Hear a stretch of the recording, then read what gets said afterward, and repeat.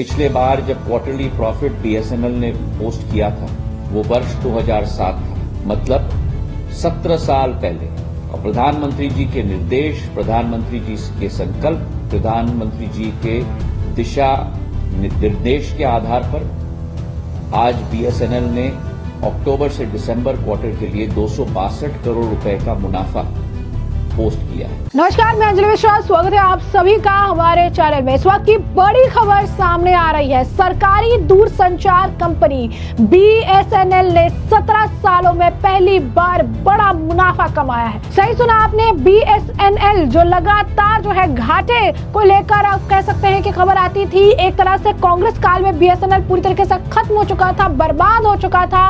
उस बीएसएनएल को जब मोदी सरकार का साथ मिला तो आपको जानकर हैरानी होगी कि 17 सालों में पहली बार ऐसा हुआ है जब कंपनी को 262 करोड़ से ज्यादा का मुनाफा हुआ है। ऐसे में ये मुनाफा राहुल गांधी और कांग्रेस और विपक्ष के मुंह पर करारा तमाचा है, जिन्होंने बीएसएनएल को अंडरडॉग समझकर उसे किनारा कर लिया, उसकी बर्बादी का कारण बने। और जब मोदी सरकार ने इसे समर्थन दिया, सपोर्ट किया, तो इसके बाद आज बीएसएनएल जो है मुनाफा कमाती नजर आ रही है। क्या है पूरा माजरा, ये विस्तार से जान लेते हैं। तो सरकारी दूरसंचार कंपनी बीएसएनएल ने 17 सालों में पहली बार मुनाफा कमाया है। दिसंबर तिहाई में कंपनी ने 262 करोड़ रुपए का शुद्ध लाभ हुआ है। कंपनी के विस्तार, लागत में कटौती और बढ़ते ग्राहकों के कारण यह संभव हुआ है। संचार मंत्री ज्योतिरादित्य सिंधिया ने इस कंपनी के लिए महत्वपूर्ण मोड़ बताया है। बीएसएनएल ने मोबाइल, एफटीटीएच और लीड्स लाइन के सेवाओं के पिछले साल की तुलना में 18% की बढ़ोतरी देखी गई। जून में 8.4 करोड़ ग्राहक थे, जो दिसंबर तक बढ़कर 9 करोड़ हो गए। सिंधिया ने सोशल मीडिया प्लेटफॉर्म एक्स पर भी पोस्ट करके बताया कि बीएसएनएल ने वित्त वर्ष 2024-25 की तीसरी तिमाही में पहली बार रिकॉर्ड 262 करोड़ रुपए का लाभ अर्जित किया है। कंपनी अब देश भर में 4G सेवा भी शुरू करने पर ध्यान दे रही है। उन्होंने कहा कि इस तिमाही में बीएसएनएल ने सेल्यूलर मोबिलिटी में 15%, एफटीटीएच में 18%, लीज लाइन्स में 14% की बढ़ोतरी हुई है। पीएम मोदी के नेतृत्व में सरकार की दूरसंचार सेवा प्रदाता कंपनी मुनाफे की राह पर बढ़ रहा है और हमें उम्मीद है कि चौथी तिमाही में कंपनी के राजस्व में बढ़ोतरी होगी। साथ ही हम खर्च और लागत को नियंत्रित करके अपने घाटे को भी कम कर पाएंगे। केंद्रीय मंत्री सिंधिया क्या कुछ और कह रहे हैं, जरा सुनिए। आज दूरसंचार क्षेत्र के लिए भारत में एक बहुत महत्वपूर्ण दिन है। ये वह दिन है जहां एक नई उड़ान, नई पंख के साथ, जहां एक तरफ हमारे सारे दूरसंचार की कंपनियां भारत के विकास और प्रगति को एक नई गति दे रही हैं। आधुनिक काल में अधोसंरचना के क्षेत्र में हाईवे अब डिजिटल हो चुका है और वो डिजिटल हाईवे, डिजिटल कैरिजवे हमारी टेलीकॉम सर्विस प्रोवाइडर कंपनीज पूर्ण रूप से निर्धारित कर रही हैं भारत में।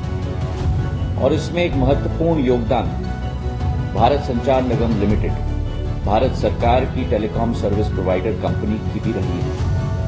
और मुझे आज बड़ी खुशी है आप सभी को सूचित करते हुए कि पहली बार बीएसएनएल ने अपनी क्वार्टरली प्रॉफिट की रफ्तार को दोबारा शुरू की है। पिछले बार जब क्वार्टरली प्रॉफिट बीएसएनएल ने पोस्ट किया था वो वर्ष 2007 था, मतलब 17 साल पहले। और प्रधानमंत्री जी के निर्देश, प्रधानमंत्री जी के संकल्प, प्रधानमंत्री जी के दिशा निर्देश के आधार पर आज बीएसएनएल ने अक्टूबर से दिसंबर क्वार्टर के लिए 262 करोड़ रुपए का मुनाफा पोस्ट किया। आज तक पिछले 3-4 वर्षों में जो भारत सरकार ने पैकेजेस बीएसएनएल को दी थी, उसके आधार पर 2021 से ऑपरेटिंग प्रॉफिट बीएसएनएल बना रहा था। 4 साल पहले 1100 करोड़ से बढ़कर पिछले वर्ष 2023-24 में 2300 करोड़ रुपए का ऑपरेटिंग प्रॉफिट बीएसएनएल ने बनाया था। पर इस क्वार्टर में नया इतिहास, पहली बार बॉटम लाइन मतलब नेट प्रॉफिट 262 करोड़ रुपए का बीएसएनएल ने बनाया। केवल ये नहीं, लेकिन उपभोक्ताओं में भी वृद्धि हुई है। जून से दिसंबर तक मतलब 6 माह में करीब 50 लाख नए उपभोक्ता बने। 8.5 करोड़ से करीब 9 करोड़ से ऊपर आज बीएसएनएल के उपभोक्ता बन चुके हैं। और उसी के साथ हर इनकम स्ट्रीम में, रेवेन्यू स्ट्रीम में, चाहे वो एफटीटीएच हो, चाहे सेल्युलर इनकम हो, चाहे लीज लाइन्स हो, 14 से 18% की वृद्धि क्वार्टर ऑन क्वार्टर में पिछले वर्ष से इस 3 क्वार्टर्स में हो चुकी है। सर्विस ऑफरिंग्स में भी वृद्धि हुई है। 7 नए सर्विस ऑफरिंग्स हो चुके हैं, चाहे वो स्पैम फ्री नेटवर्क हो, नेशनल वाईफाई रोमिंग हो, चाहे वो आईपीटीवी हो, एनी टाइम एटीएम कियोस्क्स हो, डायरेक्ट टू डिवाइस सर्विस हो, पब्लिक प्रोटेक्शन डिजास्टर रिलीफ हो, फर्स्ट प्राइवेट 5G इन माइंस की केस स्टडी हो, और उसी के साथ जो 4G स्टैक आत्मनिर्भरता के आधार पर भारत के द्वारा बनाया गया है, उसका कोर और रैन के आधार पर 1 लाख टावर बनाने का लक्ष्य में से 75,000 टावर आज खड़े हो चुके हैं। 65,000 टावर ऑप्टिमाइज हो चुके हैं और हमारा लक्ष्य है कि जून के माह तक ये पूरा सिस्टम खड़ा हो जाएगा। तो आज बीएसएनएल एक नए सफर पर निकल चुका है और मेरी शुभकामनाएं बीएसएनएल के सभी ऑफिसर्स को, समस्त हमारे कर्मचारियों को कि दोबारा बीएसएनएल को भारत के तिरंगे की फ्लैगशिप कंपनी का सफर की शुरुआत हो चुकी है। इस क्वार्टर के नेट प्रॉफिट के आधार पर जो 262 करोड़ रुपए। बहुत बहुत धन्यवाद। जय हिंद, जय भारत। जैसे कि आपने सुना कि केंद्रीय मंत्री सिंधिया ने कहा कि बीएसएनएल ग्राहकों की संख्या भी जून 2024 में 8.4 करोड़ से बढ़कर दिसंबर 2024 में 9 करोड़ होगी। 1 लाख टावर के लक्ष्य में सापेक्ष हम 75,000 टावरों का निर्माण पूरा कर चुके हैं। 65,000 टावरों का निर्माण चल रहा है। इस साल जून तक 1 लाख टावर जो है शुरू हो जाएंगे। केंद्रीय संचार मंत्री ज्योतिरादित्य सिंधिया ने यह भी कहा कि भारत के दूरसंचार क्षेत्र के लिए आज बड़ा अहम दिन है। प्रधानमंत्री मोदी का सपना है कि दूरसंचार क्षेत्र भारत के डिजिटल भविष्य का वाहक बनेगा और इस दिशा में हमारे सभी दूरसंचार सेवा प्रदाता पूरी दृढ़ता से काम कर रहे हैं। इस लक्ष्य को प्राप्त करने की दिशा में बीएसएनएल ने वित्तीय वर्ष 2024-25 की तीसरी तिमाही में 17 साल में पहली बार जो है लाभ दर्ज किया है। बीएसएनएल को 262 करोड़ रुपए की तिमाही लाभ हुआ है। कांग्रेस के कार्यकाल में बीएसएनएल एमटीएनएल को बर्बाद कर दिया गया था। आपको बता दें कि जो ये बीएसएनएल एमटीएनएल है इसको बर्बाद कर दिया गया था। इनफैक्ट जब सरकार इसका अधिग्रहण कर रही थी तब भी राहुल गांधी के बिगड़े बोल थे, तब भी कांग्रेस के बिगड़े बोल थे, तब भी जो है कांग्रेस तरह तरह के बयान निकाल के ले आती थी। बीएसएनएल को बर्बाद करने के पीछे सारी चीजें बताती थी। बम्पर बेरोजगारी को लेकर ट्वीट किया था, कहा था कि बीएसएनएल इतने कर्मचारियों को निकाल रही है, मोदी सरकार की सोची समझी साजिश है, वो सरकारी कंपनी को तबाह करके उनके प्राइवेट हाथों में सौंपना चाहती है। इस तरीके के तमाम आरोप जो है इनके ऊपर लगाए गए थे। तमाम आरोप जो है मोदी सरकार पर लगाए गए थे। तमाम आरोप जो है राहुल गांधी ने भी ये कहा था कि पहले मर्ज होगा, फिर मिसमैनेज होगा, फिर लॉस होगा और उसके बाद इसे कैपिटल्स को, मतलब जो भी इनके दोस्त हैं उन्हें बेच दिया जाएगा। राहुल गांधी ने कई बार का इंस्टेंस पे ये बोला था कि बीएसएनएल को बेचने के लिए, अपने दोस्त को देने के लिए ये इस तरीके की रणनीति बना रहे हैं। बीएसएनएल को पहले अपने साथ में लाएंगे और उसके बाद जब वो बर्बाद हो जाएगा तो उसे बेच देंगे। लेकिन प्रधानमंत्री नरेंद्र मोदी ने ये बात साफ तौर पर बताई थी कि बीएसएनएल को और एमटीएनएल को खत्म करने के पीछे कांग्रेस का एक बड़ा हाथ था, क्योंकि कांग्रेस इतने सालों तक रही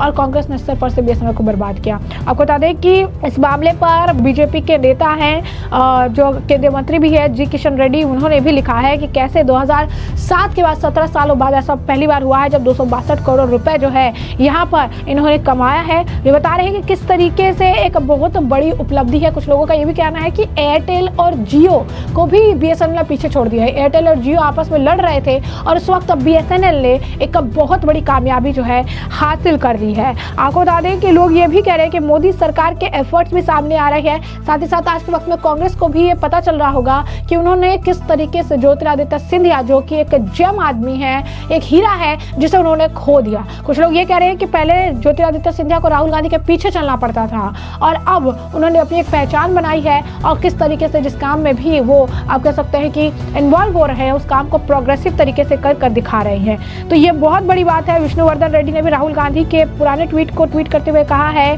कि आप जो है ये चीज मैंने देख लिया है कि राहुल गांधी जिसे भी खत्म करना चाहते हैं, जिसके ऊपर भी आरोप लगाते हैं, वो सोना बन के उभर कर आता है। और ये साफ तौर पर उनके मुंह पर करारा तमाचा है। यही नहीं, आपको बता दें कि लगातार लोग भी ट्वीट कर रहे हैं कि मोदी सरकार भारत की सरकारी कंपनियों को बेच रही है। ये झूठा नैरेटिव जो है घर घर पहुंचाने का काम कांग्रेस ने किया था और आज बीएसएनएल ने 17 साल बाद पहला प्रॉफिट जो है किया है। जिन बैंक्स को एनपीए में डुबो दिया था, आज वो रिकॉर्ड तोड़ मुनाफा कर रही है। एलआईसी मात्र 2 साल में 10 गुना प्रॉफिट पर जो है पहुंच गई है। देश चलाने के लिए मेहनत लगती है। संसद में खड़े होकर एआई से जातियां गिनने से भारत नहीं चला करता है। तो यहाँ पर लोग कांग्रेस के बयानों को लेकर उन पर तंज कर रहे हैं और ये बता रहे हैं कि कैसे एक बड़ी जो है जिम्मेदारी ली मोदी सरकार ने, उस जिम्मेदारी का निर्वहन किया ज्योतिरादित्य सिंधिया ने और आखिरकार एक बड़ी आप कह सकते हैं कामयाबी इन्हें मिली है। कांग्रेस ने यह भी कहा था कि हमने पीएसयू बेच दिए, पीएसयू डुबो दिए, लेकिन कांग्रेस पार्टी जो है खड़े होकर आरोप लगा रही थी, लेकिन एक्चुअली में इतने सालों में वही थे जिन्होंने बीएसएनएल एमटीएनएल को बर्बाद करने की नींव रखी थी। राहुल गांधी और तमाम नेता जो है बयान देते थे और आज बीएसएनएल ने प्रॉफिट करके उन तमाम लोगों के मुंह को बंद करने का काम किया है, उनके ऊपर करारा तमाचा मारा है, जिन्होंने बीएसएनएल को अंडरडॉग समझकर छोड़ दिया था और जिसने बीएसएनएल को जो है आप कह सकते हैं कि ये समझा था कि शायद ये हो ही नहीं सकता, खड़ा नहीं हो सकता, ये खोटा सिक्का है, लेकिन अब बीएसएनएल ने कमाल कर दिखा दिया है। तो ऐसे में हमने आपको जो पूरा मामला है बड़ा विस्तार से बताया कि पूरा मामला क्या है और इस मामले पर अब आपकी भी जो राय हो हमें कमेंट सेक्शन में कमेंट करके जरूर से जरूर साझा करिएगा। धन्यवाद।